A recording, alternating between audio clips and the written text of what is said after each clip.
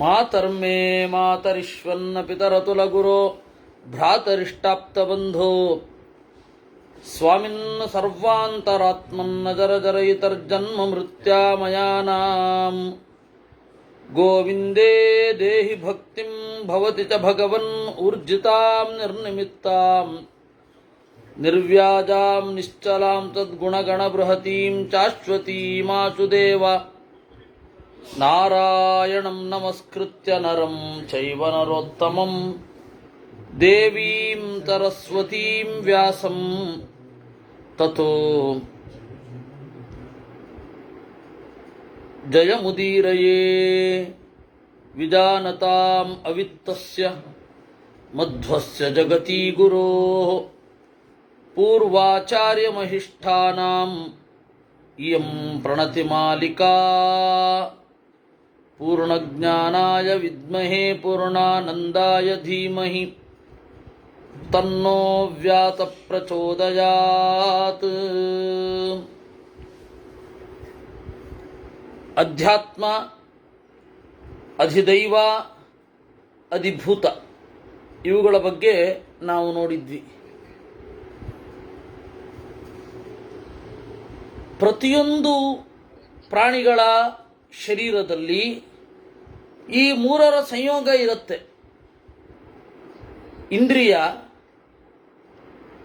ಇಂದ್ರಿಯಾಭಿಮಾನಿ ದೇವತೆ, ಆ ಇಂದ್ರಿಯಾಭಿಮಾನಿ ದೇವತೆಗೆ ನಿಯಾಮಕನಾದ ಭಗವಂತ. ಈ ತರಹದ ಸಂಯೋಗ ಇದೆ. ಅದನ್ನು ಅರ್ಥ ಮಾಡಿಕೊಂಡು ಚಿಂತನೆ ಮಾಡಬಲ್ಲವ ಸಾಧಕ ಅಷ್ಟೇ. ಅದರಿಂದಾಗಿ ಅಧಿಷ್ಠಾನ, ಅಧಿಷ್ಠಾತ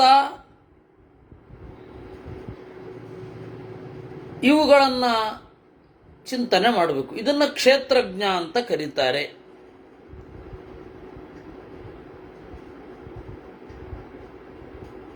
ದೇವತಾ ನಿಖಿಲೇನೈತಾಃ ಪ್ರೋಕ್ತಾಸ್ತ್ರಿಭುವನೇಶ್ವರ ಯೋಗ ಕೃತ್ಯಂತು ತಾವನ್ಮೇ ತ್ವನ್ನಿಬೋಧಾನುಪೂರ್ವಶಃ. ಯೋಗ ಅಂದರೆ ಇದೆ. ದೇವತಾ ನಿಖಿಲೇನ ಏತಾಃ ಪ್ರೋಕ್ತಾಃ. ಈ ಅಧ್ಯಾತ್ಮ, ಅಧಿದೈವ, ಅಧಿಭೂತ ಅಂತ ಏನಿದೆ, ಒಂದು ಜಡ, ಎರಡು ವಿಶಿಷ್ಟವಾದ ಜೀವಗಳು. ಈ ಮೂರರ ತ್ರಿಪುಟಿಯನ್ನ ಅಧ್ಯಾತ್ಮ, ಇದರ ಚಿಂತನೆಯನ್ನ ಯೋಗ ಅಂತ ಕರೀತಾರೆ. ಇದರ ಚಿಂತನೆಯನ್ನ ಯೋಗ ಅಂತ ಕರೆಯೋದು. ಯೋಗ ಅಂದ್ರೇನು? ಈ ಮೂರರ ಚಿಂತನೆ. ಶೂನ್ಯಾಗಾರೇಶ್ವರಣ್ಯೇಷು ಸಾಗರೇ ವಾ ಗುಹಾಸು ವಾ ವಿಷ್ಟಂಭಯಿತ್ವಾ ತ್ರೀನ್ ದಂಡಾನ್ ಅವಾಪ್ತೋಪ್ಯಥ ಯೋಗವಿತ್. ಯಾರು ಇರದ ಜಾಗದಲ್ಲಿ, ಅರಣ್ಯದಲ್ಲಿ, ಸಾಗರದಲ್ಲಿ, ಸಮುದ್ರದ ಎದುರುಗಡೆ ಕುಳಿತುಕೊಂಡಾಗ ಧ್ಯಾನ ಮಾಡಲಿಕ್ಕೆ ಒಂದು ಒಳ್ಳೆ ಮೂಡ್ ಬರಬೇಕು. ಸಹಜವಾಗಿದ್ದರೆ ನರಿ ಥರ ಹೂಳಿಡೋದು, ಈ ಜಲಾಶಯ ಅಂತ ಹೋದ ಕೂಡಲೇ ಹೂ ಒಂದು ಹೂಳಿಡ್ಲಿಕ್ಕೆ ಶುರು ಮಾಡ್ತಾರೆ. ಅದು ಏನಾಗ್ತಾವೋ ಏನೋ. ಅದೆಲ್ಲ ಧ್ಯಾನಕ್ಕೆ ಯೋಗ್ಯವಾದ ಸ್ಥಳಗಳು. ಗುಹೆಗಳಲ್ಲಿ ಈ ಮೂರನ್ನು ಚಿಂತನೆ ಮಾಡಬೇಕು ಅಂತಾರೆ. ಪೂರ್ವ ದಿಕ್ಕಿಗೆ, ಉತ್ತರ ದಿಕ್ಕಿಗೆ ಮುಖ ಮಾಡಿ, ಹೇಗಾದರೂ ಮಾಡಿ. ಇಲ್ಲೊಂದು ಸಂಗತಿ ಹೇಳ್ತಾರೆ, ದಕ್ಷಿಣಾವದನೋ ವಾಪಿ ಅಂತ.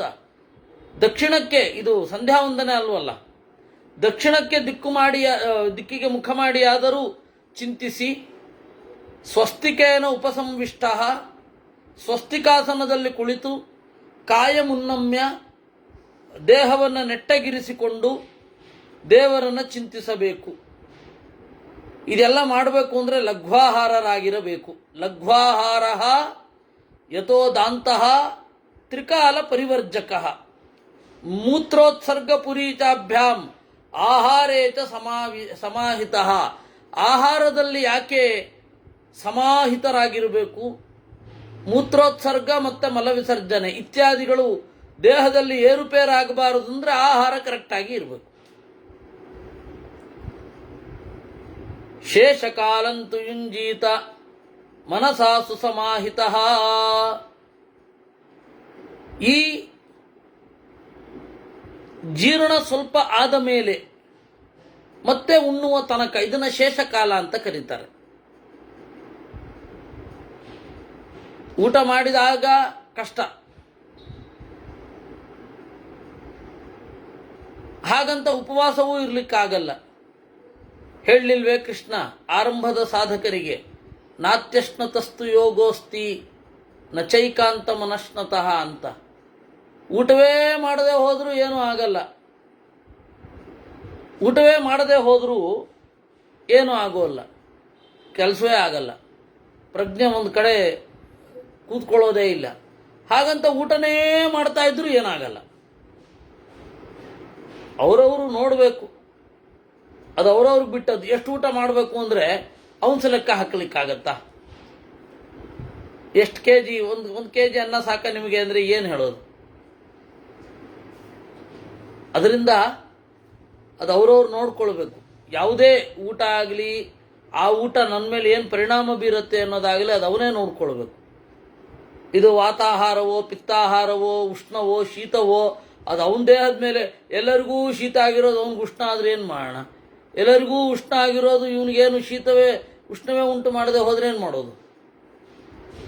ಅದರಿಂದಾಗಿ ಅದು ಅವನ ಮೇಲೆ, ಅವನೇ ಪ್ರಯೋಗಶಾಲೆ ಅವನಿಗೆ. ನಮಗೆಲ್ಲ ಈಗ ಬೇರೆಯವರ ಪ್ರಯೋಗಶಾಲೆ ನಾವು. ಇದನ್ನು ಮಾಡಿ ನೋಡೋಣ ಅಂತಾರೆ. ಅದು ನಾವೇ ಅರ್ಥ ಮಾಡ್ಕೊಳ್ಳೋ ಹಾಗಾಗಬೇಕು. ಮನಸ್ತಥೈವ ಸಂಗ್ರಹ್ಯ ಬುದ್ಧ್ಯಾ ಬುದ್ಧಿಮತಾಂವರ ಇಂದ್ರಿಯಾಣಿ ಇಂದ್ರಿಯಾರ್ಥೇಭ್ಯ. ಶಬ್ದಸ್ಪರ್ಶ ರೂಪರಸಗಂಧಗಳಿಂದ ಮನಸ್ಸನ್ನು ವಿತ್ಡ್ರಾ ಮಾಡಬೇಕು. ಧ್ಯೇಯ ಮೂರ್ತಿಯಲ್ಲಿ ಚಿಂತನೆ ಮಾಡುವಾಗ ಅಥವಾ ಆ ವಸ್ತು ಧ್ಯೇಯವಾದ ವಸ್ತುವಿನಲ್ಲಿ ಮಾತು ಮೊದಲಾದವುಗಳನ್ನು ಚಿಂತನೆ ಮಾಡುವಾಗ, ಈಗ ಉದಾಹರಣೆಗೆ ವೇದವ್ಯಾಸರ ಚಿಂತನೆ ಮಾಡಬೇಕಾದ್ರೆ ಸಕಲಾಹ ವಿದ್ಯಾ ಸಂಗಿರಂತಂ ಅಂತಾರೆ. ಎಲ್ಲ ವೇದ ವಿದ್ಯೆಗಳನ್ನು ಹೇಳುವ ವರ್ಣಾಭಿಮಾನಿಗಳಿಂದ ಅಭಿಷೇಕಕ್ಕೆ ಒಳಗಾಗುವ ವೇದವ್ಯಾಸರನ್ನು ಚಿಂತಿಸಬೇಕು ಅಂತ.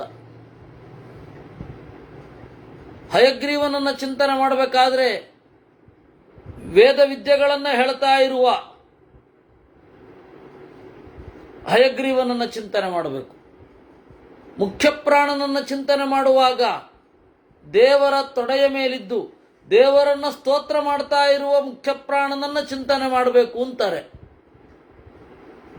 ಅದರಿಂದಾಗಿ ಈ ಒಳಗಡೆಯ ಶಬ್ದಸ್ಪರ್ಶ ರೂಪರಸಗಂಧಗಳಲ್ಲಿ ನೀವು ತೊಡಗಬೇಕು ಅಂದರೆ ಹೊರಗಡೆ ವಿತ್ಡ್ರಾ ಮಾಡಬೇಕು. ಪೂರ್ತಿ ಆಗತ್ತೆ ಅಂತಲ್ಲ, ಸ್ವಲ್ಪ ಮಾಡಬಹುದು ಸದ್ಯಕ್ಕೆ, ಆಮೇಲೆ ಕ್ರಮೇಣ ಬಿಡಿ. ಎಲ್ಲ ಸಂಕಲ್ಪಗಳನ್ನು ಬದಿಗಿರಿಸಿ ಸ್ಥಿರವಾಗಿಸಿಕೊಳ್ಳಬೇಕು. ನಿವಾತಸ್ಥೈವಾ ಲೋಕೋ ಯಥಾ ದೀಪೋತಿ ದೀಪ್ಯತೆ. ವಿಪರೀತ ಗಾಳಿಯ ಒತ್ತಡ ಇರದ ಜಾಗದಲ್ಲಿ ದೀಪ ಹೇಗೆ ಉರಿಯುತ್ತೆ, ಹಾಗಂತ ಗಾಳಿ ಇಲ್ಲದೆ ಹೋದರೂ ಸಮಸ್ಯೆ, ಗಾಳಿ ಇದ್ರೂ ಸಮಸ್ಯೆ. ಈ ಯಾವನೋ ಒಬ್ಬ ಪದ್ಯ ಬರೆದಿದ್ದ, ಅವನು ನನಗೆ ಭೇಟಿಯಾದ, ಗಾಳಿಯೇ ನೋಡು ಬಾ ದೀಪದ ನರ್ತನ ಅಂತ. ಎಲ್ಲಿ ಇರಬೇಕದು? ಏನೋ ಒಂದಿಷ್ಟು ಪದಗಳು ಚೆನ್ನಾಗಿದೆ ಅಂದ್ರೆ ಅದು ಕಾವ್ಯದಲ್ಲಿ ಅನುಕೂಲವೇ? ಯಾವುದು ನೋಡೋದೇ ಇಲ್ಲ.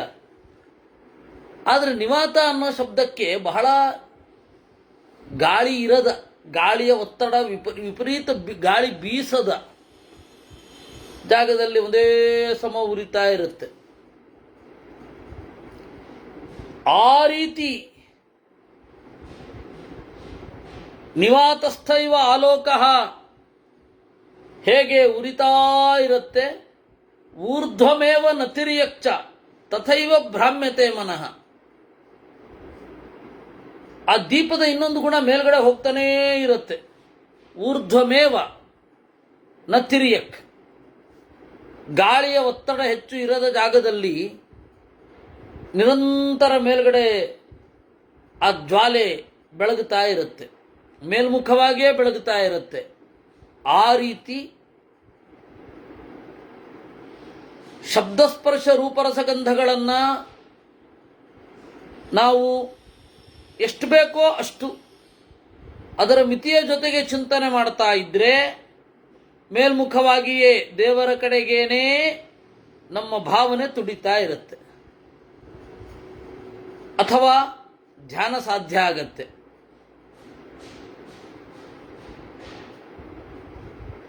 ನಿವಾತಸ್ಥ ಇವಾಲೋಕಃ ಯಥಾ ದೀಪಃ ಅತಿದೀಪ್ಯತೆ ಊರ್ಧ್ವಮೇವ ನತಿರ್ಯಕ್ಚ ತಥೈವ ಭ್ರಾಮ್ಯತೆ ಮನಃ.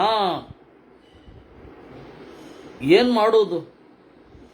ನಾವು ಇಷ್ಟನ್ನು ಹೇಳಿದ್ರೆ ಪ್ರಶ್ನೆ ಬರೋದೇನು ಗೊತ್ತಾ? ದೀಪಕ್ಕೆ ಎಷ್ಟು ಬತ್ತಿ ಹಾಕಬೇಕು, ಎಷ್ಟು ಎಣ್ಣೆ ಹಾಕಬೇಕು, ಉತ್ತರ ದಿಕ್ಕಿಗಿಡಬೇಕಾ ಪೂರ್ವ ದಿಕ್ಕಿಗಿಡಬೇಕಾ? ಇದು ಶುರು ಆಗುತ್ತೆ ನಮ್ಮ ಹಣೆ ಬರಹ, ವಿಶೇಷತಃ ಮಾಧ್ವರದ್ದು. ಬರೇ ಇಂಥ ಪ್ರಶ್ನೆಗಳೇ, ಬೇಡದ್ದು ಪ್ರಶ್ನೆಗಳೇ. ದೀಪ ಹೇಗೆ ಉರಿಬೇಕು? ಅದರ ಸ್ವಭಾವ ಹೇಗೋ ಹಾಗೆ ಉರಿಯುತ್ತೆ ಮಾರಾಯ. ಎಷ್ಟು ಬತ್ತಿ ಹಾಕಬೇಕು, ಎಷ್ಟು ಎಣ್ಣೆ ಹಾಕಬೇಕು, ಇದೆಲ್ಲ ಈ ಥರದ್ರಲ್ಲೇ ಆಚೆ ಹೊಟ್ಟೋಗೋದು. ಅದು ಹೇಗೆ ಅದಿಲ್ವೇ ಇಲ್ಲ. ಲವಂಗ ಹಾಕಬೇಕೇ ಹಾಕಬಾರ್ದೆ, ಪ್ರಮಾಣ ಇದ್ದರೆ ಹಾಕಿ, ಮೊನ್ನೆ ಯಾರೋ ಒಬ್ಬರು ಹಾಕಿದ್ರು. ಇದು ಈ ಪ್ರಶ್ನೆಗೆಲ್ಲ ಉತ್ತರ ಕೊಡಬೇಕಾ? ಪ್ರಶ್ನೆಯನ್ನು ಮೂಡಿಸ್ಕೊಳ್ಳೇಬಾರದು. ಹೃದಿಸ್ತಸ್ಥಿಷ್ಠತೆ ಯೋಸೌ ತಥೈವಾಭಿಮುಖೋ ಯಥಾ ಮನೋಭವತಿ ದೇವೇಚ ಪಾಷಾಣಮಿವ ನಿಶ್ಚಲಂ. ಮನಸ್ಸು ಹೊಯ್ದಾಡದೇ ಇರುವಂತೆ ಮಾಡಬೇಕು. ಕಷ್ಟ ಉಂಟು, ಇಲ್ಲ ಅನ್ನಲ್ಲ. ಮನಸ್ಸು ಸ್ತಬ್ಧವಾಗಿ ಇರುವ ಹಾಗೆ ನಿಮಗೆ ಕಣ್ಣು ತೆಕ್ಕೊಂಡು ಮಾಡೋದಾದರೆ ಕಣ್ಣು ತೆಕ್ಕೊಂಡು ಮಾಡಿ. ಅದಕ್ಕೆ ಮೂರ್ತಿಯನ್ನು ನೋಡಿಕೊಂಡು ಮಾಡಬಹುದು. First practice.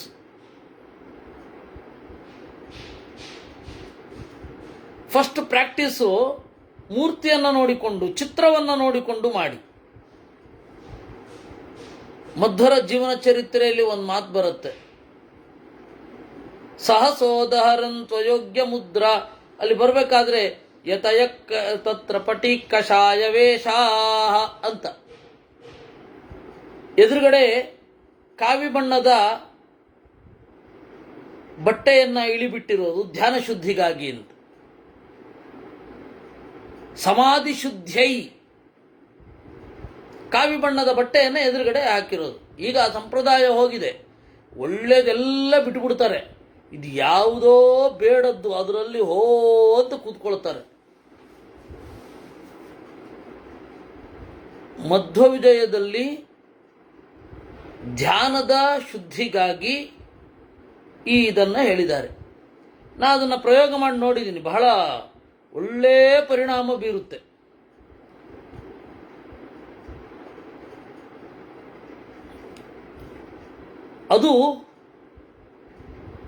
ಅದನ್ನು ನೋಡಿಕೊಂಡಾದರೂ ಆಮೇಲೆ ಮೂರ್ತಿಯನ್ನ ಅಥವಾ ಚಿತ್ರವನ್ನ ನೋಡಿಕೊಂಡು ಮಾಡಿ. ಮೊದಲು ಕ್ರಮೇಣ ನಿಮಗೆ ಕಣ್ಣು ಮುಚ್ಚಿದ್ರೆ ಅದು ಬರಬೇಕು, ಅಲ್ಲಿ ತನಕ ಮಾಡ್ಕೊಳ್ಳಿ. ಮನಸ್ಸನ್ನ ಸ್ಥಿಮಿತಗೊಳಿಸೋದರ ಒಂದು ಭಾಗ ಇದು, ಒಂದು ಪ್ರಯತ್ನ. ಹಾಗೆ ಮಾಡೋದು. ನ ನಿರ್ಜನೆ ಸನಿರ್ಜನೆ ವಿನಿರ್ಘೋಚೆ ಸಘೋಷೆ ಚಾವ ಸಜ್ಜನೆ ಯುಕ್ತೋ ನಯೋ ವಿಕಂಪೇತ ಯೋಗಿ ಯೋಗ ವಿಧಿಶ್ಚುತಃ. ನಿರ್ಜನದಲ್ಲಿ ಕುಳಿತಾಗ, ಜನ ಇಲ್ಲದಲ್ಲಿ ಕುಳಿತಾಗ ಆಗಲೂ ಕೂಡ ಯೋಗ ಆಗಬೇಕು ಅಂತಿಲ್ಲ. ಸದ್ದು ಇಲ್ಲದೆ ಹೋದ್ರೇನೆ ತಲೆ ಕೆಡುತ್ತೆ.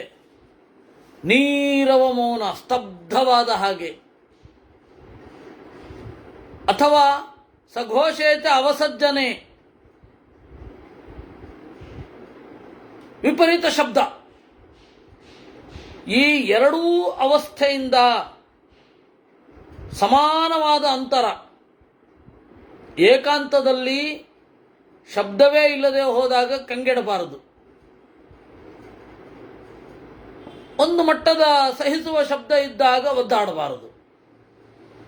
ಕೆಲವೊಮ್ಮೆ ವಿಪರೀತ ಗಿಜಿಗದ್ದಲ, ಅದು ಸಮಸ್ಯೆ. ಇನ್ನು ಮೇಲ್ಗಡೆ ಹೋಗಿ ಕೂತು ಬಿಡೋದು, ಅಲ್ಲಿ ಸದ್ದೇ ಇಲ್ಲ, ನದಿಯ ಝುಳು ಝುಳು ನಾದ, ಪರ್ವತದ ಕಂದರಗಳಲ್ಲಿನ ಪ್ರತಿಧ್ವನಿ ಅದೂ ಇಲ್ಲ.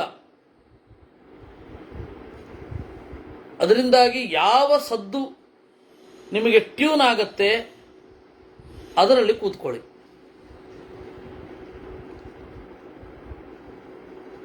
ಈ ರೀತಿ ಇರುವಾಗ ನೋಡಿಕೊಳ್ಳಬಹುದು.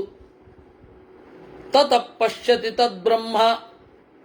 ಇಲ್ಲಿಯೂ ವಿಕಂಪಕ್ಕೆ ಒಳಗಾಗಬಾರದು. ಅಲ್ಲಿಗೆ ನಿಮ್ಮ ಗುರಿ ಏನು ಅಂತಂದ್ರೆ, ನಮ್ಮ ಗುರಿ ಏನು ಅಂದರೆ ಮನಸ್ಸು ವಿಪರೀತ ಹೊಯ್ದಾಡಬಾರದು, ನಿಶ್ಚಯ ಅಷ್ಟೇ. ಅದಕ್ಕಾಗಿ ಮನಸ್ಸು ವಿಪರೀತ ಯೋಚನೆಯನ್ನು, ಮುಂದಿನದ್ದನ್ನು ಯೋಚನೆ ಮಾಡಬಾರದು. ಸ್ವಲ್ಪ ದೂರ ಕಂಡ್ರೆ ಸಾಕು, ಇದು ನಮ್ಮ ಟಾರ್ಗೆಟ್, ಅಷ್ಟು ಸಾಕು.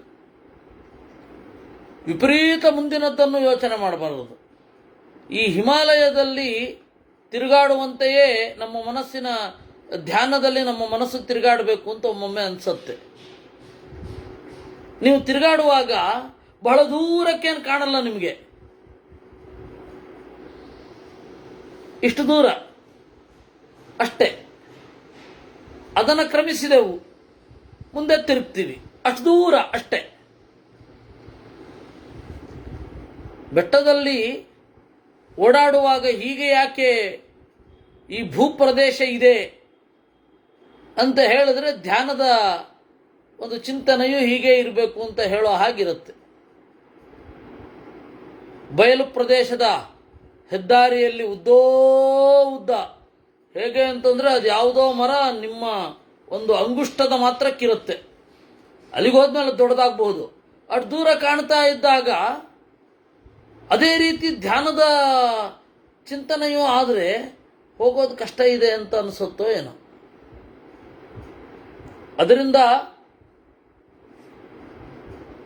ಯುಕ್ತೋಯೋ ನವಿಕಂಪೇತ, ಏಕಾಂತದಲ್ಲಿಯೂ ಸಂಕಟ ಇರಬಾರದು, ಲೋಕಾಂತದಲ್ಲಿಯೂ ಪ್ರತ್ಯೇಕವಾಗಿ ಇರಬೇಕು. ಸುತ್ತಮುತ್ತಲಿನ ಪ್ರದೇಶಗಳಿಂದ ಜನರಿಂದ ಉದ್ವಿಗ್ನಗೊಳ್ಳಬಾರದು.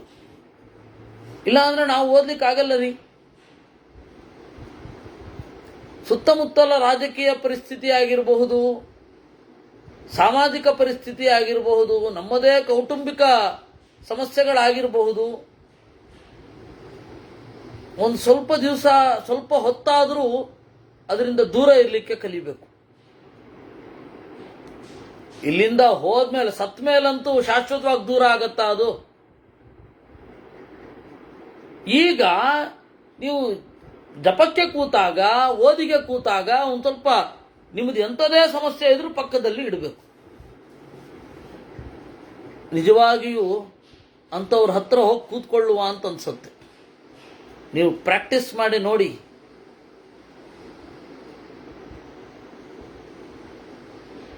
ನಮ್ಮ ಗುರುಗಳ ಹತ್ತಿರ ಏನೇನೇನೇನೋ ಸಮಸ್ಯೆ ಎಲ್ಲ ಕೇಳಿ ನಿರ್ಲಿಪ್ತವಾಗಿ ಓದ್ತಾ ಕೂತಿರ್ತಿದ್ರು ಅವರು.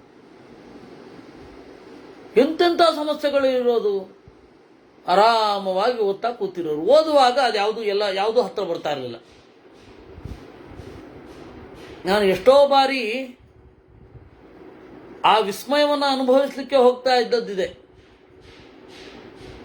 ಯಾವ ಟೆನ್ಷನ್ನು ಅವ್ರ ಹತ್ರ ಕೂತ್ಕೊಂಡ್ರೆ ಇನ್ನೊಂದು ಸ್ವಲ್ಪ ಹೊತ್ತು ಕೂತ್ಕೊಳ್ಳುವ ಅಂತ ಅನ್ನಿಸೋದು. ಆದರೆ ಅವರನ್ನ ಉದ್ದೀಪಿಸಿ ಬಯಸುವವರಿದ್ರು. ಆದರೆ ಅದು ಬಯಸದೆ, ಅವರು ಬೈಯುವಂತೆ ಮಾಡದೆ ಸುಖವಾಗಿ ಆರಾಮವಾಗಿ ಕೂತಿದ್ರು, ಆರಾಮವಾಗಿರೋರು. ನಾನು ಎಷ್ಟೋ ಬಾರಿ ಮಾತಾಡ್ತಾ ಇರಲಿಲ್ಲ ಅವ್ರ ಹತ್ರ, ತೀರಾ ಚಿಕ್ಕಂದಿನಲ್ಲಿ. ಆಮೇಲೆ ವಯಸ್ಸಾಗ್ತಾ ಅವ್ರಿಗೆ ಮಾತು ಬೇಕಾಗೋದು. ಹಾಗೆ ಅವ್ರ ಹತ್ರ ಹೋಗಿ ಕೂತ್ಕೊಳ್ಳುವಂತ ಅಂದಾಗಿ ಅವ್ರ ಸಮಸ್ಯೆ ಯಾವತ್ತೂ ಹೇಳ್ತಾ ಇರಲಿಲ್ಲ. ಅವರು 1000 ಸಮಸ್ಯೆಗಳಿರೋದು. ಹಾಗೆ ಕೆಲವೊಬ್ರು ಬಂದು ಸಮಸ್ಯೆ ಹೇಳ್ತಾ ಇರ್ತಾರೆ. ಒಬ್ಬರು ಸಮಸ್ಯೆ ಹೋದ ಕೂಡಲೇ ಸಮಸ್ಯೆ ಹೇಳ್ತಾ ಇದ್ರೆ, ಅಥವಾ ಒಬ್ಬರನ್ನ ಭೇಟಿ ಆದ ಕೂಡಲೇ ಸಮಸ್ಯೆ ಹೇಳ್ತಾ ಇದ್ರೆ, ತೀರಾ ಆದಾಗ ನೋಡುವ. ಆದರೆ ಅದೇ ಆಗಿಬಿಟ್ರೆ ಅಂದರೆ ಆ ಸಮಸ್ಯೆ ಬಗ್ಗೆ ಅಷ್ಟು ತಲೆ ಕೆಡಿಸ್ಕೊತಾ ಇದ್ದೀವಿ ಅಂತ ಅರ್ಥ. ಹಾಗೆ ತಲೆ ಕೆಡಿಸ್ಕೊಳ್ತಾ ಇದ್ರೆ ಬೇರೆ ಯಾರಿಗೋ ಏನೋ ಕೆಟ್ಟದಾಗಲ್ಲ, ನಮಗೆ ಸಮಸ್ಯೆ. ಅದರಿಂದಾಗಿ ನಾವು ಅದರಿಂದ ದೂರ ಇರೋದು ಕಲಿಬೇಕು. ಆಯ್ತು, ಅದ್ರ ಪಾಡಿಗೆ ಅದಿರುತ್ತೆ, ಈ ದೇಹಕ್ಕೆ ಸಂಬಂಧಪಟ್ಟಿದ್ದು ಅದಿರಲಿ ಅಂತ ಬಿಟ್ಬಿಡ್ಬೇಕು. ಅದನ್ನೇ ಹೇಳಿದ್ದು. ಸ ನಿರ್ಜನೆ ವಿನಿರ್ಘೋಷೆ ಸಘೋಷೆ ಚಾವಸಜ್ಜನೆ ಅವಸಜ್ಜನೆ ತಘೋಷೆ. ಅವಸಜ್ಜನ ಅಂದರೆ ಮುಳುಗುವುದು. ಸಘೋಷೆ ಅವಸಜ್ಜನೆ, ಶಬ್ದಗಳೇ ಶಬ್ದಗಳು ತುಂಬಿರುವ ಘೋಷಗಳು ಅದರಿಂದ ಕೂಡಿರುವ ಜಾಗದಲ್ಲಿಯೂ ಕೂಡ ಯೋ ನವಿಕಂಪೇತ, ಸಂಕಟಕ್ಕೆ ಈಡಾಗಬಾರದು. ಏಕಾಂತದಲ್ಲಿದ್ದವನು ಲೋಕಾಂತಕ್ಕೆ ತುಡಿಯಬಾರದು, ಲೋಕಾಂತದಲ್ಲಿದ್ದವನು ಏಕಾಂತಕ್ಕೆ ತುಡಿಯಬಾರದು. ಬಂದಷ್ಟು ಸಮಯವನ್ನು ನಾವು ಉಳಿಸ್ಕೊಂಡು ಸಹಜವಾಗಿ ಇರಬೇಕು. ಸಯೋಗಿ ಯೋಗಿ ಯೋಗ ವಿಧಿಶ್ರುತ. ಇದು ಫಸ್ಟ್ ಪ್ರಾಕ್ಟೀಸ್ ಮಾಡಬೇಕು. ಧ್ಯಾನದಲ್ಲಿ ನಾವು ಕೂಡೋ ಮೊದಲು ಫಸ್ಟ್ ಪ್ರಾಕ್ಟೀಸ್ ಮಾಡೋದು ಅಂದ್ರೆ ಇದು. ಏಕಾಂತಕ್ಕೂ ಹೆದರಬಾರದು, ಲೋಕಾಂತಕ್ಕೆ ಕಿರಿಕಿರಿ ಆಗಬಾರದು. ಲೋಕಾಂತದಲ್ಲಿಯೂ ಏಕಾಂತದಲ್ಲಿರಬೇಕು, ಏಕಾಂತದಲ್ಲಿಯೂ ಲೋಕಾಂತದಲ್ಲಿ ಇರಬೇಕು. ಏಕಾಂತದಲ್ಲಿ ಲೋಕಾಂತ ಅಂದ್ರೇನು? ಒಬ್ಬರೇ ಇದ್ದೇವೆ, ಪೂರ್ವದ ಜ್ಞಾನಿಗಳ ಜೊತೆಗೆ ಚಿಂತನೆ ಮಾಡ್ತಾ ಇರಬೇಕು. ಅದು ಏಕಾಂತದಲ್ಲಿ ಲೋಕಾಂತ. ಲೋಕಾಂತ ಇದೆ, 10 ಜನ ಇದ್ದಾರೆ, ಜಗತ್ತಿನ ಯಾವುದ್ಯಾವುದೋ ಸಮಸ್ಯೆಯನ್ನು ತರ್ತಾ ಇದ್ದಾರೆ, ನೀವು ಒಳಗಡೆಯಿಂದ ನಿರ್ಲಿಪ್ತರಾಗಿ ಇರಬೇಕು. ಅದು ಲೋಕಾಂತದಲ್ಲಿ ಏಕಾಂತ. ಇದು ಫಸ್ಟ್ ಸ್ಟೆಪ್ ಧ್ಯಾನಕ್ಕೆ. ಆಮೇಲೆ ಉಳಿದದ್ದಾಮೇಲೆ ತತಃಪಶ್ಯತಿ ತದ್ಬ್ರಹ್ಮ ಜ್ವಲದಾತ್ಮನಿ ಸಂಸ್ಥಿತಂ ವಿದ್ಯುದಂಬ ಅಂಬುಧರೇ ಯದ್ವತ್ ತದ್ವದೇಕಮನಾಶ್ರಯಂ. ತತಃಪಶ್ಯತಿ ತದ್ಬ್ರಹ್ಮ, ಆಮೇಲೆ ಆತ್ಮನಿ ಸಂಸ್ಥಿತಂ ಜ್ವಲತ್, ಒಳಗಡೆ ಉರಿದುರಿಯುವ ಬ್ರಹ್ಮವನ್ನ ನೋಡಬೇಕು. ಹೇಗೆ?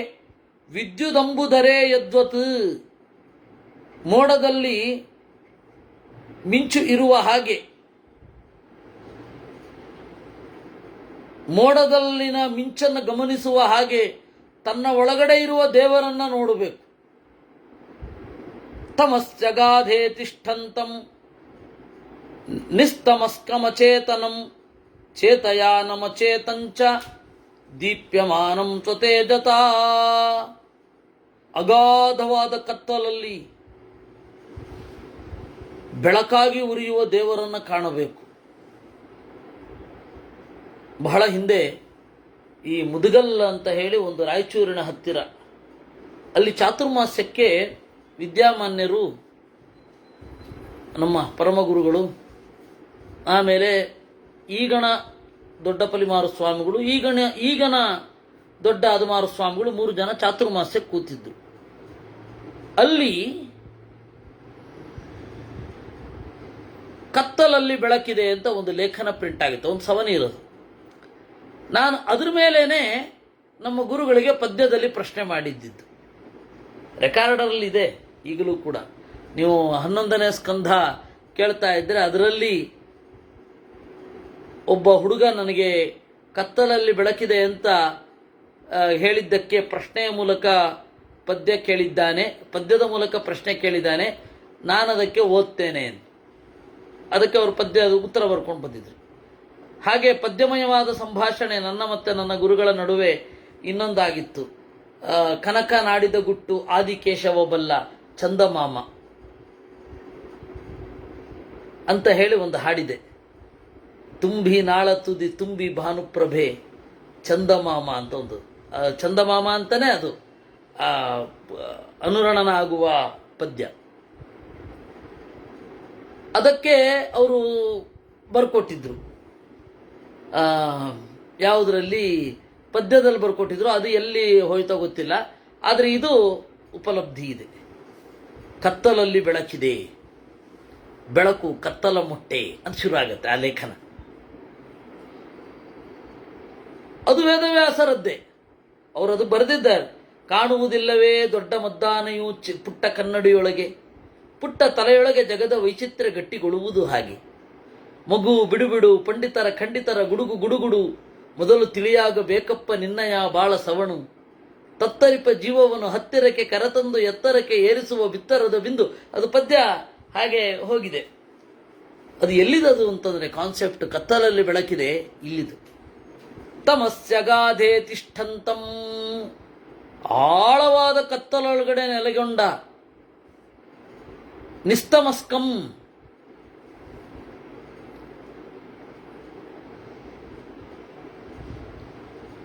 ಕತ್ತಲನ್ನು ಹಚ್ಚಿಕೊಳ್ಳದ, ಅಚೇತನಂ ಚೇತಯಾನಂ, ಅಚೇತನ ಜಡವನ್ನ ಅಥವಾ ತಿಳಿಯಲಾಗದ್ದನ್ನು ತಿಳಿಯುವಂತೆ ಮಾಡುವ, ಅಚೇತಂ ಪ್ರಾಕೃತವಾದ ಮನಸ್ಸಿರದ, ಸ್ವತೇಜಸ ದೀಪ್ಯಮಾನಂ ತನ್ನ ಬೆಳಕಿನಿಂದಲೇ ಬೆಳಗುವ ಒಂದು ತತ್ವವನ್ನು ಕಾಣಬೇಕು. ಇನ್ನೊಮ್ಮೆ ಹೇಳ್ತೇನೆ,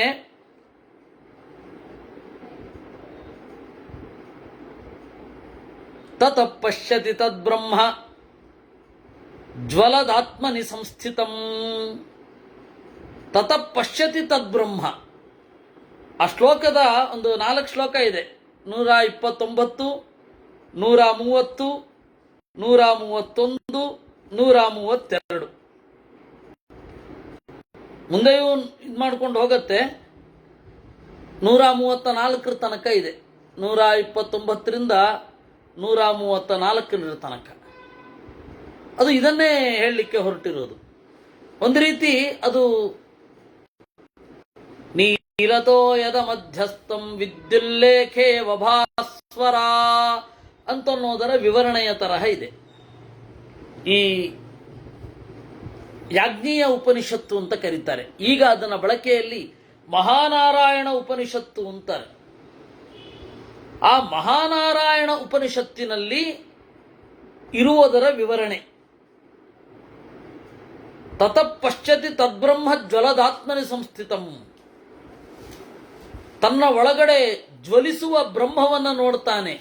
ವಿದ್ಯುದಂಬುಧರೇ ಯದ್ವತ್ ನೀವಾರ ಶೂಕವತ್ ತನ್ವಿ ಅಂತ ಅಲ್ಲಿ ಬರುತ್ತೆ. ವಿದ್ಯುಲ್ಲೇಖೇ ವಭಾಸ್ವರ, ನೀವಾರ ಶೂಕವತ್, ಒಂದು ತೆಳುವಾದ ಧಾನ್ಯದ ಕಡ್ಡಿಯ ಹಾಗೆ ಅದು ಉರಿತಾ ಇರುತ್ತೆ. ಈ ಮೈ ಮೋಡ ಅಂತ ಅಂದುಕೊಂಡ್ರೆ ಆ ಮೋಡದ ನಟ್ಟು ನಡುವೆ ಇರುವ ಮಿಂಚಿನ ತರಹ ಅದಿರುತ್ತೆ. ಅದನ್ನು ಮತ್ತೆ ಎಕ್ಸ್ಪ್ಲೈನ್ ಮಾಡಿದ್ರು. ತಮಸ್ಯಗಾಧೆ ತಿಷ್ಠಂತಂ, ಅಗಾಧವಾದ ಕತ್ತಲಿನಲ್ಲಿ ಇರುವ, ನಿಸ್ತಮಸ್ಕಂ ಕತ್ತಲನ್ನು ಹಚ್ಚಿಕೊಳ್ಳದ, ಅಚೇತನಂ ಅಚೇತನಂ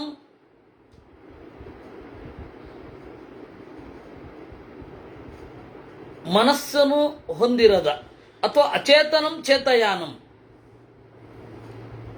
ಅರಿವಿಲ್ಲದವರಿಗೆ ಅರಿವನ್ನು ನೀಡುವ, ಅಚೇತನಂ ಭೌತಿಕವಾದ ಮನಸ್ಸು ಇರದ, ಚೇತಯಾನಂ ಅಚೇತಂಚ ದೀಪ್ಯಮಾನಂ ಸ್ವತೇಜಸ ತನ್ನ ತೇಜಸ್ಸಿನಿಂದ ಬೆಳಗುವ, ಅಂಗುಷ್ಠ ಪರ್ವ ಮಾತ್ರಂ ತತ್ ಅಂಗುಷ್ಠ ಪರ್ವ ಮಾತ್ರಂ, ಅಂಗುಷ್ಠ ಎತ್ತರದ ಅಂದರೆ ಪ್ರತಿಯೊಬ್ಬ ಜೀವಾಂಗುಷ್ಠ ಮಿತೋ ದೇಹೆ ದೇಹಾಂಗುಷ್ಠ ಮಿತೋ ಹೃದಯ ಅಂತ ಕಠೋಪನಿಷತ್ ಭಾಷ್ಯದಲ್ಲಿ ಆಚಾರ್ಯರು ಹೇಳ್ತಾರೆ. ದೇಹದ ಅಂಗುಷ್ಠದಷ್ಟು ಪ್ರಮಾಣದ ಪುರುಷ ಹೃದಯದಲ್ಲಿರ್ತಾನೆ. ಅಂಗುಷ್ಠ ಮಾತ್ರ ಪುರುಷ ಜ್ಯೋತಿರಿವಾ ಧೂಮಕಃ ಅಂತ. ಅಂಗುಷ್ಠ ಮಾತ್ರ ಪುರುಷ, ಈ ಅಂಗುಷ್ಠ ಮಾತ್ರ ಪುರುಷ ಇರ್ತಾನೆ. ಅಂಗುಷ್ಠ ಪರ್ವ ಮಾತ್ರಂ ತತ್ ನೈಶ್ರೇಯ ಸಮನಿಂದಿತಂ. ಮೋಕ್ಷವನ್ನು ಕೊಡುವವ, ನಿಂದಿತನಲ್ಲದವ, ಮಹದ್ಭೂತಮನಂತಂಚ ಸ್ವತಂತ್ರಂ ವಿಗತಜ್ವರಂ. ಹಿರಿದಾದ ಜೀವ, ಅನಂತಂ ಕೊನೆ ಇರದವ, ಸ್ವತಂತ್ರ ಯಾವ ದೋಷವೂ ಇರದವ, ವಿಗತಜ್ವರ.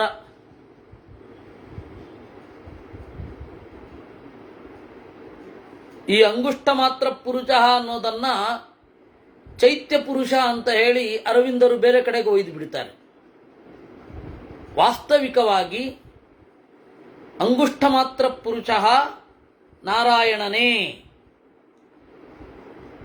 ಅರವಿಂದರಿಗೆ ಒಂದು ಇಬ್ಬಂದಿ, ಇತ್ತ ಜಗತ್ತನ್ನ ಮಿಥ್ಯಾ ಅಂತ ಒಪ್ಲಿಕ್ಕಾಗಲ್ಲ, ಅತ್ತ ಅದ್ವೈತದ ಮೋಹವನ್ನು ಬಿಡ್ಲಿಕ್ಕಾಗಲ್ಲ. ಸಂಪೂರ್ಣ ಅದ್ವೈತ ಅಂತ ಹೊಸ ಕಾನ್ಸೆಪ್ಟ್ ಶುರು ಮಾಡಿದ್ರು ಅವರು. ಆದರೆ ಅದು ಯಾವುದಕ್ಕೂ ಕೂಡ ಪ್ರಮಾಣಗಳಿಲ್ಲ.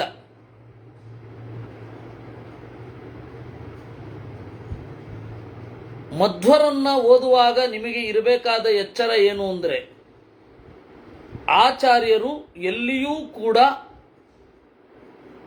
ಉತ್ಸೂತ್ರವಾದ ಉನ್ಮೂಲವಾದ ಪದಗಳನ್ನು ಹೇಳುವುದಿಲ್ಲ. ಉನ್ಮೂಲವಾದ ವ್ಯಾಖ್ಯಾನ ಇಲ್ಲ, ನನ್ನದೇ ಕಲ್ಪನೆ ಅಂತ ಎಲ್ಲೂ ಇಲ್ಲ. ಅವರು ಪ್ರತಿಯೊಂದು ಹೇಳಿದ್ದಕ್ಕೂ ಕೂಡ ಅವ್ರದ್ದೊಂದು ಪ್ರಮಾಣ ಇರುತ್ತೆ. ಇವತ್ತು ಅದನ್ನೇ ಪ್ರಶ್ನೆ ಮಾಡ್ತಾರೆ.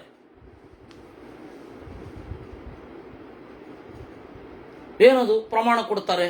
ಅಯ್ಯೋ, ಪ್ರಮಾಣ ಕೊಡದೆ ಹೇಳುವವ್ರನ್ನ ನೀವು ಒಪ್ತಾ ಇದ್ದೀರಾ ಮಾರ್ಯಾರೆ. ಪ್ರಮಾಣ ಕೊಟ್ಟಿದ್ದವ್ರು ತಪ್ಪ? ಯಾವ ಪ್ರಮಾಣವೂ ಇಲ್ಲದೆ ಹೀಗೆ ಅನ್ನಿಸ್ತಾ ಇದೆ ಅಂತ ಹೇಳಿದ್ದನ್ನ ತಲೆ ಮೇಲೆ ಹೊತ್ತು ಮೆರೆಸ್ತಾ ಇದ್ದೀರಾ.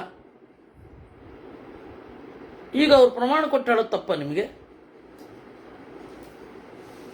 ನಮ್ಮ ಜನ ಈ ಪರಿಸ್ಥಿತಿಗೆ ಬಂದ್ಬಿಟ್ಟಿದ್ದಾರೆ. ಇರಲಿ, ದೇವರು ಅವ್ರಿಗೆ ಹಾಕಿ ಪ್ರಚೋದನೆ ಮಾಡ್ತಾ ಇದ್ದಾನೆ, ಬಿಡಿ, ಅವರು ಮತ್ತೆ ಒಳ್ಳೆ ದಾರಿಗೆ ಬರ್ತಾರೆ. ಎಲ್ಲರೂ ಸಜ್ಜನರೇ, ಯಾರು ಕೂಡ ದುರ್ಜನರಲ್ಲ. ಹೀಗೆ ಚಿಂತನೆ ಮಾಡ್ತಾ ಇರುವವರಲ್ಲೂ ಬಹಳ ಸಜ್ಜನರಿದ್ದಾರೆ, ಆಕ್ಷೇಪ ಇಲ್ಲ. ಅವರು ಶಾಸ್ತ್ರವನ್ನು ಚಿಂತನೆ ಮಾಡ್ತಾ ಮಾಡ್ತಾ ತಾನೇ ಇಲ್ಲಿಗೆ ಬಂದಿರೋದು ಅವರು. ಮತ್ತೆ ಇನ್ನು ಮುಂದೆ ಮಾಡಲಿಕ್ಕಿದೆ, ಮುಂದೆ ಗೊತ್ತಾಗತ್ತೇನೋ. ಹೇಳಿದ್ದು ಅಂಗುಷ್ಠ ಪರ್ವ ಮಾತ್ರಂ ತನ್ನೈಶ್ರೇಯ ಸಮನಿಂದಿತಂ. ಅಂಗುಷ್ಠ ಮಾತ್ರನಾಗಿ ದೇವರಿದ್ದಾನೆ ಹೃದಯದಲ್ಲಿ. ಮಹದ್ಭೂತಮನಂತಂಚ ಸ್ವತಂತ್ರಂ. ಅವನು ತನ್ನ ಅಧೀನದಲ್ಲಿ ತಾನಿದ್ದಾನೆ. ವಿಗತಜ್ವರಂ, ಯಾವುದೇ ದೋಷಗಳಿಲ್ಲ. ಜ್ಯೋತಿಚಾಂ ಜ್ಯೋತಿಷಂ ದೇವಂ, ಬೆಳಕಿಗೂ ಬೆಳಕು. ಆರ್ದ್ರಂಜ್ವಲತಿ ಜ್ಯೋತಿರಹಮಸ್ಮಿ, ಜ್ಯೋತಿರ್ಜ್ವಲತಿ ಬ್ರಹ್ಮಾಹಮಸ್ಮಿ, ಅಹಮಸ್ಮಿ ಬ್ರಹ್ಮಾಹಮಸ್ಮಿ ಅಂತ ಮಹಾನಾರಾಯಣ ಉಪನಿಷತ್ ಅಥವಾ ಯಾಜ್ಞೀಯ ಉಪನಿಷತ್ ಇಷ್ಟು ಹೇಳಿ, ವಿಷ್ಣುಮತ್ಯಂತ ನಿರ್ಮಲಂ ನಾರಾಯಣಮಣೀಯಾಂತಂ ಈಶ್ವರಾಣಾಮಧೀಶ್ವರಂ ವಿಶ್ವತಃ ಪರಮಂ ನಿತ್ಯಂ ವಿಶ್ವಂ ನಾರಾಯಣಂ ಪ್ರಭುಂ. ಎಲ್ಲಿದು ಕೇಳಿಸ್ತಾಗಿದೆಯಲ್ಲ, ವಿಶ್ವತಃ ಪರಮಾನ್ ನಿತ್ಯಂ ವಿಶ್ವನ್ನಾರಾಯಣಂ ಹರಿಂ. ಅದನ್ನೇ ಇವರು ವೇದವ್ಯಾಸರು ವ್ಯಾಖ್ಯಾನ ಮಾಡಿದ್ದು. ಅವಿಜ್ಞಾಯ ನಿಮಜ್ಜಂತಿ ಲೋಕಾ ಸಂಸಾರ ತಾಗರೇ ಅಂದ್ರು. ವಿಶ್ವತಃ ಪರಮಂ ನಿತ್ಯಂ, ಎಲ್ಲಕ್ಕಿಂತಲೂ ಮಿಗಿಲಾಗಿರುವ ವಿಶ್ವಂ ಗುಣಪೂರ್ಣನಾದ ನಾರಾಯಣ ಹರಿ ಸಂಸಾರವನ್ನು ಅಪಹರಿಸುವ ಪರಮಾತ್ಮನನ್ನು ತಿಳಿಯದೆ ಲೋಕರು ಸಂಸಾರ ಸಾಗರೇ ಮಜ್ಜಂತಿ. ತಂ ದೃಷ್ಟ್ವಾ ಯತಯಸ್ತಾತ ನ ಶೋಚಂತಿ ಗತಜ್ವರಾಃ ಜನ್ಮ ಮೃತ್ಯು ಭಯಾನ್ಮುಕ್ತಾಃ ತೀರ್ಣಾ ಸಂಸಾರತಾಗರಂ. ಅವನನ್ನು ನೋಡಿ ಯತಿಗಳು ನ ಶೋಚಂತಿ, ದುಃಖಪಡುವುದಿಲ್ಲ. ಹುಟ್ಟು ಸಾವು ಭಯ ಇವುಗಳಿಂದ ಮುಕ್ತರಾಗ್ತಾರೆ. ಆಮೇಲೆ ಇನ್ನೊಂದು ಯೋಗವೂ ಇದೆ. ಅಣಿಮ ಲಘಿಮ ಭೂಮ ಪ್ರಾಪ್ತಿ ಪ್ರಾಕಾಮ್ಯಮೇವಚ ಈಶಿತ್ತಂಚ ವಶಿತ್ತಂಚ ಯತ್ರ ಕಾಮಾವ ಸಾಯಿತ ಏತದಷ್ಟಗುಣಂ ಯೋಗಂ ಯೋಗಾನಾಂ ಆಹಿತಂ ಸ್ಮೃತಂ ಅಂತ. ಅಣಿಮ ಇದೆಲ್ಲ ಸಿದ್ಧಿಗಳು. ಆದರೆ ಈ ಸಿದ್ಧಿಗಳನ್ನು ಹೆಚ್ಚು ಪಡಿಬೇಡಿ ಅಂತಾರೆ. ಅಂತರಾಯಂ ವದಂತೇತಾನ್ನಂತ. ಇದು ಈ ಸಿದ್ಧಿಗಳೆಲ್ಲ ಅಂತರಾಯ, ಇಷ್ಟರಲ್ಲೇ ತೃಪ್ತರಾಗ್ಬಿಡ್ತಾರೆ. ಈಗಂತೂ ಹೇಗೆ ಅಂದರೆ ಎದುರುಗಡೆ ನೋಡಿದ್ದನ್ನ ಅವ್ರು ನೋಡಿದ ಕೂಡಲೇ ಆ ವ್ಯಕ್ತಿಯ ಹಿಂದೆ ಮುಂದೆ ಎಲ್ಲ ಗೊತ್ತಾಗ್ಬಿಡ್ಬೇಕು. ಅಷ್ಟು ಸಿದ್ಧಿ ಇದ್ರೆ ಸಾಕು, ಅವನ ಮೇಲ್ಗಡೆ ಹೊರಟಾಗ್ತಾನ ಅವನು. ಎಲ್ಲರೂ ಬಂದು ಅವನಿಗೆ ತಮ್ಮನ್ನು ತಾವು ತೋರಿಸ್ಕೊಳ್ಳಿಕ್ಕೆ ಶುರು ಮಾಡ್ತಾರೆ. ನಮ್ಮ ಬಗ್ಗೆ ಹೇಳಿ, ನಮ್ಮ ಬಗ್ಗೆ ಹೇಳಿ, ನಮ್ಮ ಬಗ್ಗೆ ಹೇಳಿ ಅಂತ. ಅದು ಭಯಾನಕ ಟ್ರ್ಯಾಪ್ ಇವೆಲ್ಲ. ಅಣಿಮಾರ ಲಘಿಮ ಅವೆಲ್ಲ ಹೋಯ್ತು ಬಿಡಿ, ನೋಡಿದ ಕೂಡಲೇ ಎಲ್ಲ ಗೊತ್ತಾಗ್ಬಿಡುತ್ತೆ. ಸ್ವಲ್ಪ ನಿಮ್ಮ ಮೈಂಡ್ ರೀಡ್ ಮಾಡುವ ಶಕ್ತಿ ಸಿಕ್ಬಿಡ್ತು ಅಂದರೆ ನೀವು ದೊಡ್ಡ ಅವಧೂತರು, ಮುಗಿದೋಯ್ತು. ಮೈಂಡ್ ರೀಡ್ ಮಾಡ್ತಾನ ಅವನು. ಯಾವಾಗ ನೀವು ಬೆಳಗ್ಗೆ ಏನು ಮಾತನಾಡಿದ್ರಿ, ನಿನ್ನೆ ರಾತ್ರಿ ಏನು ಮಾತನಾಡಿದ್ರಿ ಅನ್ನೋದು ಹೇಳಿದ್ರೆ ಸಾಕು, ಟಕ್.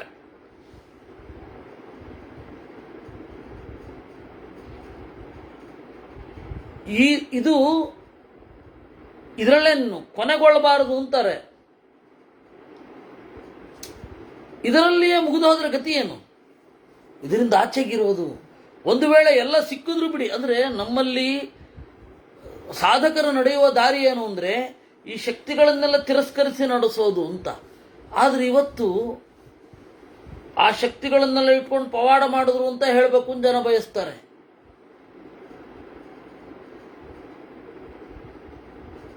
ದೇವರ ಆಜ್ಞೆ ಕೆಲವ್ರಿಗೆ ಬರುತ್ತೆ, ನೀ ಇದನ್ನು ಮಾಡಿ ತೋರಿಸು ಅಂತ.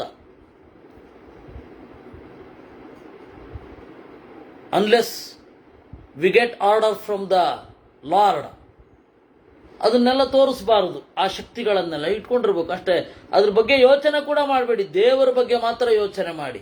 ಅದು ಬರುತ್ತೆ ಹೋಗುತ್ತೆ, ನೀವು ಹೇಳಿದ್ದಾಗತ್ತೆ. ಕೆಲವೊಮ್ಮೆ ಹೇಳಿದ್ದು ಆಗಲ್ಲ, ಹೇಳದೇ ಇರೋದಾಗತ್ತೆ. ಈ ಸಣ್ಣ ಪುಟ್ಟ ಸಿದ್ಧಿಗಳಿಗೆಲ್ಲ ತಲೆ ಕೆಡಿಸ್ಕೊಳ್ಬಾರ್ದು. ದೇವರು ಅದನ್ನು ನಮ್ಮ ಮೂಲಕ ಏನೋ ಮಾಡಿಸ್ತಾ ಇರ್ತಾನೆ. ಅಂದರೆ ಯಾರು ಜಪ ಮಾಡ್ತಾರೋ ಅವ್ರ ಮೂಲಕ ಏನೇನೋ ಮಾಡಿಸ್ತಾ ಇರ್ತಾನೆ. ಅದೆಲ್ಲ ದೊಡ್ಡ ಸಿದ್ಧಿಯ ಕುರುಹುಗಳಲ್ಲ. ಸಾಮಾನ್ಯರಾಗಿ ಬದುಕಬೇಕು ಅಂತಾನೇ ಇರೋದು.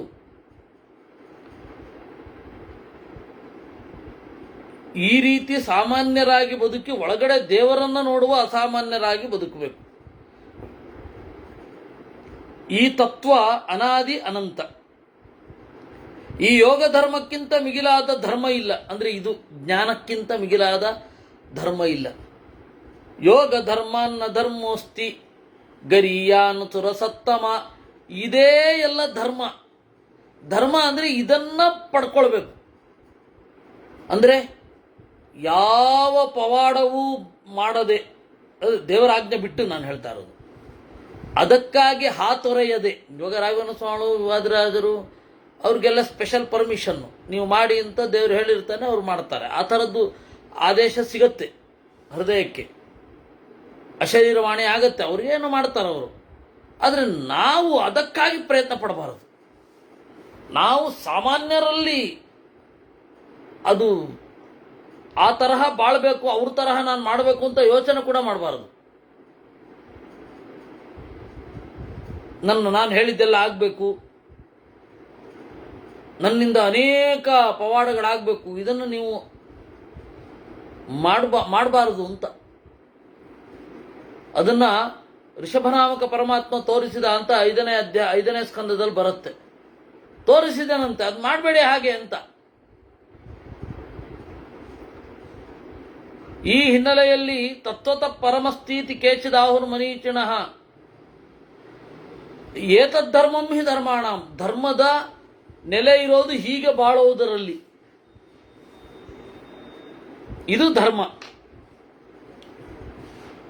ತಮೇವ ಪುರುಷಂ ದೇವಂ ಕೇಚಿದೇವ ಮಹೇಶ್ವರ ನಿತ್ಯಮನ್ಯತಮಾಪ್ರಾಹು ಜ್ಞಾನಂ ಪರಮಕಂ ಸ್ಮೃತಂ. ಈ ಹಿನ್ನೆಲೆಯಲ್ಲಿ ಆ ಪರಮಾತ್ಮನನ್ನೇ ಮಿಗಿಲು, ಅವನೇ ಜ್ಞಾನಸ್ವರೂಪ, ಅವನನ್ನೇ ಚಿಂತನೆ ಮಾಡಬೇಕು ಅಂತ ಹೇಳ್ತಾರೆ. ಇಷ್ಟು ನಾನು ನಿನಗೆ ಯೋಗ ದರ್ಶನವನ್ನು ಹೇಳಿದೆ. ಹೇಳ್ತಾ ಇರೋದು ಯಾರು? ಸನತ್ಕುಮಾರ. ಕೇಳ್ತಾ ಇರೋದು ಯಾರು? ಶಿವ. ಶಿವನ ಮಗ ಸನತ್ಕುಮಾರ. ಕಾಮನಿಗೆ 3 ರೂಪಗಳು. ದೇವರ ಮಗನಾಗಿ ಕಾಮ. ಕಾಮ ಅಂದರೆ ನಮ್ಮಲ್ಲಿ ಒಳ್ಳೆಯ ಬಯಕೆಗಳನ್ನು ಕೊಡುವ ಮಹಾನುಭಾವ. ಹೆಣ್ಮಕ್ಕಳೊಟ್ಟಿಗೆ ತಿರುಗ್ತಾನೆ ಅಂತ ಅನ್ಬಾರದು. ಕಾಮ ನಾರಾಯಣನ ಮಗ. ಅವನು ಇತಿಹಾಸವನ್ನು ತಿಳ್ಕೊಳ್ಬೇಕು ಅಂತ ನಿಮಗೆ ಬಯಕೆ ಬಂದರೆ, ಅಂದರೆ ಮಹಾಭಾರತವನ್ನು ಓದಬೇಕು ಅನ್ನೋ ಬಯಕೆ ಬಂದರೆ, ಆ ಕಾಮ ನಿಮ್ಮಲ್ಲಿ ಅನುಗ್ರಹ ದೃಷ್ಟಿ ಬೀರಿ ಪ್ರಚೋದನೆ ಮಾಡ್ತಾ ಇದ್ದಾನೆ ಅಂತ ಅರ್ಥ.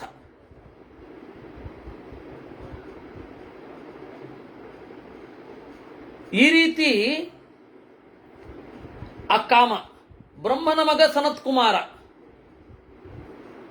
ಶಿವನ ಮಗ ಸ್ಕಂದ. 3 ಒಂದೇ ಜೀವ. ಅದಕ್ಕೆ ಛಂದೋಗೋಪನಿಷತ್ತಿನಲ್ಲಿ 7ನೇ ಅಧ್ಯಾಯದಲ್ಲಿ ತಂ ಸ್ಕಂದ ಇತ್ಯಾಚಕ್ಷತೆ, ತಂ ಸ್ಕಂದ ಇತ್ಯಾಚಕ್ಷತೆ ಅಂತ ಹೇಳ್ತಾರೆ. ಅವನನ್ನ ಸ್ಕಂದ ಅಂತ ಕರೀತಾರೆ, ಅವನನ್ನ ಸ್ಕಂದ ಅಂತ ಕರೀತಾರೆ ಅಂತ.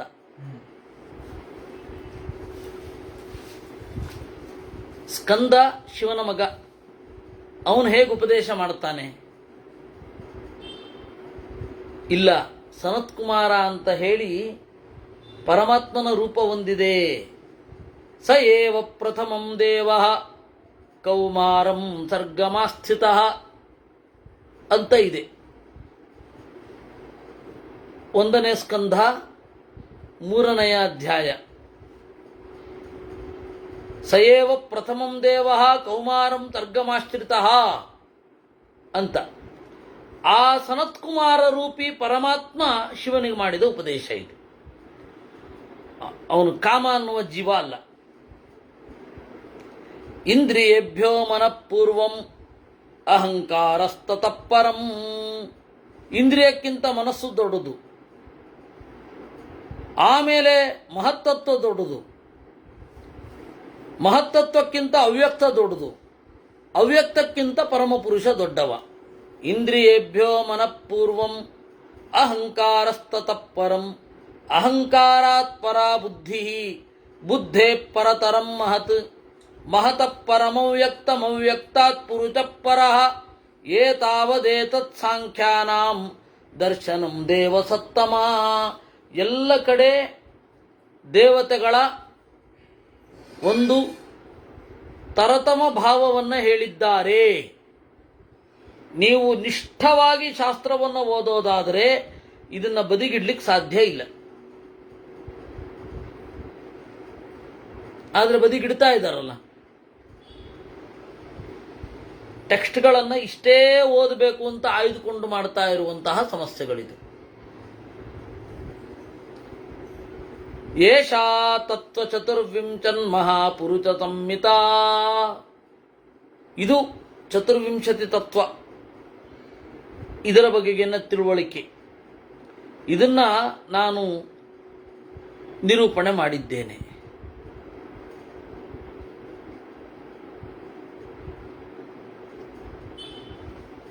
ಕ್ಷೇತ್ರಂ ಪ್ರವಿಶ್ಯ ದುರ್ಬುದ್ಧಿ ಬುದ್ಧ್ಯಮಾನೋ ಹಿ ಅನಾತ್ಮವಾನ್.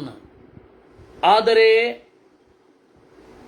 ತೇನಾಧಿಷ್ಠಿತ ತತ್ವಜ್ಞೈ ಮಹದ್ಭಿರಭಿಧೀಯತೆ ಅಹಂಕಾರೇಣ ಸಂಯುಕ್ತಃ ತತಸ್ತಮಭಿಮನ್ಯತೆ.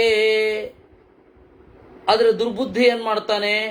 ಕ್ಷೇತ್ರಂ ಪ್ರವಿಶ್ಯ ದುರ್ಬುದ್ಧಿ, ದೇಹವನ್ನು ಪ್ರವೇಶ ಮಾಡಿ ಬುದ್ಧ್ಯಮಾನೋ ಹಿ ಅನಾತ್ಮವಾನ್, ನನಗೆ ಒಬ್ಬ ಸ್ವಾಮಿ ಇಲ್ಲ ಅಂತ ಅಂದುಕೊಳ್ತಾನೆ, ನಾನೇ ಎಲ್ಲವನ್ನ ಮಾಡ್ತೇನೆ ಅಂತ ಅಂದುಕೊಳ್ತಾನೆ, ಅಹಂಕಾರವನ್ನ ಪಡ್ಕೊಳ್ತಾನೆ. ಅಹಂಕಾರೇಣ ಸಂಯುಕ್ತ ಸ್ರೋತಸ್ತ್ಯಭಿಮುಖಸ್ತದಾ ಏವಮೇವ ವಿಕಾರಾತ್ಮ ಮಹಾಪುರುಷ ತಂಜ್ಞಕ. ಅಹಂಕಾರದಿಂದ ಕೂಡಿ ಜೀವ ಇರ್ತಾನೆ. ಆದರೆ ದೇವರು ಮಹಾಪುರುಷನಾಗಿ ಪ್ರತನೋತಿ ಜಗತ್ಕೃತ್ಸನಂ ಪುನರಾದದತೆ ಚ ಸತತ್.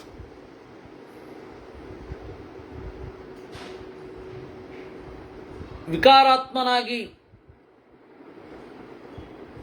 ವಿಕಾರಗಳ ಅಂತರ್ಯಾಮಿಯಾಗಿ ಮಹಾಪುರುಷ ಅಂತನ್ನುವ ಹೆಸರಿನಿಂದ ಇರುವವನು ಜಗತ್ತಿನ ಸೃಷ್ಟಿ ಸ್ಥಿತಿ ಲಯ ಮೊದಲಾದವುಗಳನ್ನು ಮಾಡ್ತಾನೆ. ಆದರೆ ನಿಸ್ತತ್ವಂ ಬುದ್ಧಮಾನಾಸ್ತು ಕೇಚಿದಾಹುರ್ ಮಹಾಮತೆ, ತತ್ವವೇ ಇಲ್ಲ ಅಂತ ಕೆಲವರು ಹೇಳ್ತಾರೆ. ಕೇಚಿದಾಹುರ್ ಮಹಾತ್ಮಾನ ತತ್ವಸಂಹಿತಮೇವತು, ಕೆಲವರು ತತ್ವ ಮಾತ್ರ ಇರೋದು ಅಂತಾರೆ. ಈ ರೀತಿ ತೇಷಾಮೇವಂತು ವದತಾಂ ಶಾಸ್ತ್ರಾರ್ಥಂ ಸೂಕ್ಷ್ಮದರ್ಶಿನಾಂ ಬುದ್ಧಿರ್ವಿಸ್ತೀರ್ಯತೆ ಸರ್ವಂ ತೈಲಬಂಧುರಿವ ಅಂಬಸಿ.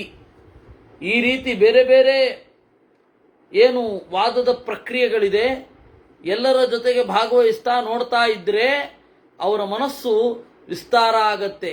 ಹೇಗೆ ತೈಲಬಿಂದುರಿವ ಅಂಬಸಿ, ನೀರಿನಲ್ಲಿ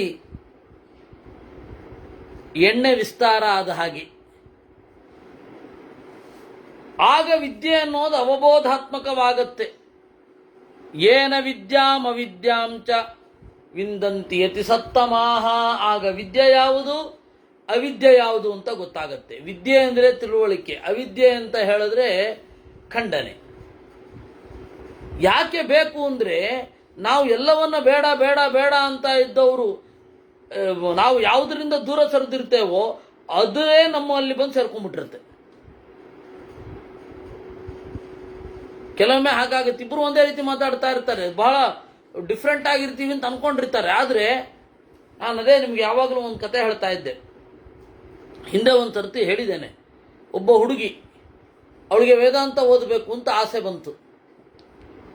ಅವರ ತಂದೆ ಮನೆ ಕಡೆಯವರು ಏನು ಗೊತ್ತಿಲ್ಲ, ವೇದಾಂತದ ಗಂಧಗಾಳಿ ಇಲ್ಲ ಅವರಿಗೆ. ಬೈಬಲ್ ಭಗವದ್ಗೀತೆ ಎರಡು ಬಾಯಿಂದ ಶುರು ಆಗುತ್ತೆ, ಅದರಿಂದಾಗಿ ಅದು ಧರ್ಮಗ್ರಂಥ ಅಂತ ಹೇಳುವಷ್ಟು ತಂದೆ ಮನೆ ಕಡೆಯವರು. ತಾಯಿ ಮನೆ ಕಡೆಯವರು ಅಯ್ಯಯ್ಯೋ, ಅವರು ಇನ್ನೂ ಸಾಂಪ್ರದಾಯಿಕರು. ಈ ಹುಡುಗಿ ವೇದಾಂತ ಓದ್ತೀನಿ ಅಂತ ಹೋದಾಗ ತಂದೆ ಮನೆ ಕಡೆಯವರು ಹೇಳಿದ್ರೆ ಬೇಡ ಅದನ್ನೇನು ಓದ್ತಿ ಅಂತಂದ್ರು. ತಾಯಿ ಮನೆ ಕಡೆಯವರು ವೇದಾಂತ ಅದನ್ನೇನು ಓದ್ತಿ, ಓದಬೇಡ ಅಂದ್ರು. ಇಬ್ರದ್ದು ಒಂದೇ ಅಭಿಪ್ರಾಯ, ಓದಬೇಡಿ ಅಂತ. ಕೆಲವೊಮ್ಮೆ ಬಹಳ ಡಿಫ್ರೆಂಟ್ ಆಗಿರೋದು. ನಾವು ಯಾಕೆ ಅವಿದ್ಯೆಯ ಬಗ್ಗೆ ಎಚ್ಚರ ಹೊಂದಿರಬೇಕು ಅಂದರೆ, ನಾವು ಒಂದು ಕಡೆಯಿಂದ ದೂರ ಮಾಡಿದ್ವಿ, ಇನ್ನೊಂದು ಕಡೆಯಿಂದ ನಮ್ಮ ತಲೆ ಮೇಲೆ ಬಂದು ಕೂತ್ಕೊಂಡ್ಬಿಡ್ಬಾರ್ದು ಅಂತ. ಕಾರ್ಯತಾವಾದ ಖಂಡನೆ ಮಾಡೋದೇನು. ಕಾರ್ಯತಾವಾದ ಅಂದ್ರೆ ಏನು ಗೊತ್ತಾ? ಕಾರ್ಯತಾವಾದ ಅಂತ ಒಂದು ಉಂಟು ಶಾಸ್ತ್ರದಲ್ಲಿ, ಮೀಮಾಂಸಕರು ಅಂತ ಒಬ್ರಿದ್ದಾರೆ. ಕಾರ್ಯತಾವಾದ, ಏನಾರೊಂದು ಪ್ರಯೋಜನ ಇರಲೇಬೇಕು. ಸ್ವರ್ಗಕ್ಕೆ ಪ್ರಯೋಜಕವಾದ ಪುಣ್ಯ ಅಪೂರ್ವ ಅಂತ ಕರೀತಾರೆ ಮೀಮಾಂಸಕರು. ಸ್ವರ್ಗಕ್ಕೆ ಪ್ರಯೋಜಕವಾದ ಅಪೂರ್ವೋತ್ಪತ್ತಿ ಆಗಬೇಕು. ಯಾವುದೇ ಕೆಲಸದಿಂದ ಹಿಡಿದು ಮುಟ್ಟಿದ್ದಕ್ಕೂ ಅದಾಗಬೇಕು. ಅಪೂರ್ವ ಅಂತ ಹೇಳ್ತಾರೆ ಅದನ್ನು. ಅಂದರೆ ಇವಾಗ ಭತ್ತ ಕುಟ್ಟಬೇಕು ಅಂತಂದ್ರೆ ಮುಸಲೇನ ತಂಡುಲಂ ಅವಹಂತಿ ಅಂದರೆ ಅವಹಾನನೇನ ಅಪೂರ್ವಂ ಭಾವಯೇತ್ ಅಂತಾರವರು. ಕುಟ್ಟೋದ್ರ ಮೂಲಕ ಪುಣ್ಯ ಉತ್ಪಾದನೆ ಮಾಡಿಕೊಳ್ಬೇಕು. ಅಲ್ಲಿರೋದೇನು, ಭತ್ತ ಕುಟ್ಟಿ ಅಕ್ಕಿ ಮಾಡಬೇಕು, ಆ ಅಕ್ಕಿಯನ್ನು ಅನ್ನ ಮಾಡಿ ಆ ಅನ್ನದಲ್ಲಿ ಹೋಮ ಮಾಡಬೇಕು ಅಂತ, ಅಗ್ನಿಗೆ ಆಹುತಿ ಹಾಕಿ ಕೊಡಬೇಕು. ಇವರು ಅದಕ್ಕೂ ಕೂಡ ಪುಣ್ಯ ಅಂತಾರೆ. ಕಾರ್ಯತಾವಾದವನ್ನು ಚೆನ್ನಾಗಿ ಖಂಡನೆ ಮಾಡಿ ಕಡೆಗೆ ನಾವು ಮಾಡೋದು ಅದೇ. ಬತ್ತಿ ಎರಡಿದ್ರೆ ಪುಣ್ಯ, ಬತ್ತಿ ಮೂರಿದ್ರೆ ಪಾಪ ಅಂತ ಹೋಗುತ್ತೆ. ನಾವು ಅದಕ್ಕೆ ಬಹಳ ಜಾಗರೂಕರಾಗಿರ್ಬೇಕು. ನಮ್ಮವ್ರು ಮಾಡೋದು ಅದೇ ಕೆಲಸ. 2 ಸುತ್ತು ಹಾಕಬಾರ್ದು, 3 ಸುತ್ತು ಹಾಕಬೇಕು. ಒದ್ದೆ ಮಾಡಬೇಕು, ಒದ್ದೆ ಮಾಡಬಾರದು. ಬರೀ ಪುಣ್ಯ ಪುಣ್ಯ ಪಾಪ, ಪುಣ್ಯ ದೇವರಿಗಿಂತ ಪುಣ್ಯ ಪಾಪ ಜಾಸ್ತಿ ಆಗೋಗುತ್ತೆ. ನಮಗೆ ದೇವ್ರ ಬಗ್ಗೆ ಲಕ್ಷ್ಯವೇ ಇರಲ್ಲ. ದೇವರು ಬಂದ ಅಂದರೆ ಪ್ರಾಯ ಮಡಿಲಿದೆಯೋ ಮೈಲಿಗೆಲ್ಲಿದೆಯೋ ಅಂತ ಕೇಳುವಷ್ಟು ಆಗೋಗಿದ್ದೀವಿ ನಾವು. ಅದಕ್ಕೆ ವಿದ್ಯೆ ಮತ್ತು ಅವಿದ್ಯೆಗಳ ಬ್ಯಾಲೆನ್ಸ್ ಇರಬೇಕು.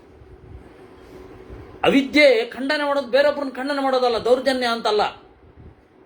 ನಾವು ಯಾವುದರಿಂದ ದೂರ ಸರಿದಿದ್ದೇವೋ ನಮಗೆ ಗೊತ್ತಿಲ್ಲದೆ ದಬಕ್ಕಂತ ಅದರ ಹತ್ರ ಹೋಗಿ ಅಪ್ಕೊಂಡು ಬಿಟ್ಟಿರಬಾರದು. ಅದಕ್ಕಾಗಿ ಅವಿದ್ಯೆ ಬೇಕು, ಮತ್ತೇನಿಲ್ಲ. ಈ ರೀತಿ ಎರಡನ್ನೂ ಕೂಡ ಚಿಂತನೆ ಮಾಡಬೇಕು. ವಿದ್ಯಾತು ಸರ್ವ ವಿದ್ಯಾನಾಂ ಅವಬೋಧ ಇತಿ ಸ್ಮೃತಃ ಏನ ವಿದ್ಯಾಂ ಅವಿದ್ಯಾಂಚ ವಿಂದಂತಿ ಅತಿಸತ್ತಮಾಹ. ವಿದ್ಯೆಯ ಪ್ರಯೋಜನ ಏನು ಅಂದರೆ ವಿದ್ಯೆಯೂ ಗೊತ್ತಿರಬೇಕು, ಅವಿದ್ಯೆಯನ್ನು ತಿಳ್ಕೊಂಡಿರಬೇಕು. ಅದೇ ವಿದ್ಯೆಯ ಪ್ರಯೋಜನ ಅಂತ ಹೇಳ್ತಾರೆ. ಆ ತರಹ ಇನ್ನೂ ಅನೇಕ ಸಂಗತಿಗಳನ್ನು ನಿರೂಪಣೆ ಮಾಡ್ತಾರೆ. 54 ಆಗೋಯ್ತು. ಸರಿ, ನಾವು ಅದನ್ನು ಮುಂದೆ ನಾಳೆ ನೋಡೋಣ ಅಂತ ಹೇಳ್ತಾ ಇವತ್ತಿನ ಚಿಂತನೆಯನ್ನು ದೇವರಲ್ಲಿ ಅರ್ಪಿಸೋಣ.